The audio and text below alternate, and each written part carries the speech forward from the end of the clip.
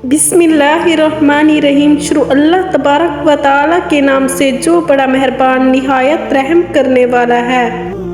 नाज़रीन मोहतरम, क्या आप जानते हैं कि अल्लाह के पैगंबर हज़रत यूसुफ अलैहिस्सलाम को बीच दरिया नील में क्यों दफन किया गया? हज़रत यूसुफ अलैहिस्सलाम की वफ़ात के बाद हज़रत यूसुफ अलैहिस्सलाम को दफन करने के हवाले से सख्त इख्तिलाफ पैदा हो गया। हर इलाके के लोग असूल बरकत के लिए हज़रत यूसुफ अलैहिस्सलाम को अपने इलाके में दफन करने के लिए इसरार करने लगे।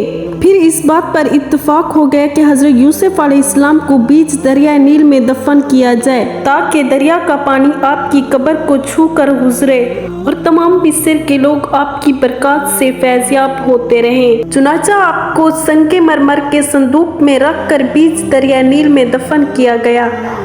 यहाँ तक कि 400 बरस के बाद हज़रत मूसा अलैहिस्सलाम ने आपके ताबूत को बीच दरिया नील से निकालकर आपके आबाओ अजदाद की कब्रों के साथ मुल्क शाम में दफन कर दिया। नाज़रीन मोहतरम, कुरान मजीद में मौजूद सूरह यूसुफ से पता चलता है कि सगे हसद कर सकते हैं, अपने हलाकत में डाल सकते हैं, बिला जुर्म कैद हो सकती है, पारसा पर तोहमत लगाई जा सकती है, करीब तरीन अजीज जुदा हो सकता है, बिछड़ा हुआ मिल सकता है, दुआएं जल्द या देर ज़रूर कबूल होती हैं। नाज़रीन मोहतरम, उम्मीद करते हैं कि आपको हमारी वीडियो पसंद आई होगी। मज़ीद इस तरह की इस्लामिक वीडियो देखने के लिए हमारे चैनल को सब्सक्राइब करें। जल्द ही हाजिर होंगे एक नई वीडियो के साथ, तब तक अपना ख्याल रखें। शुक्रिया।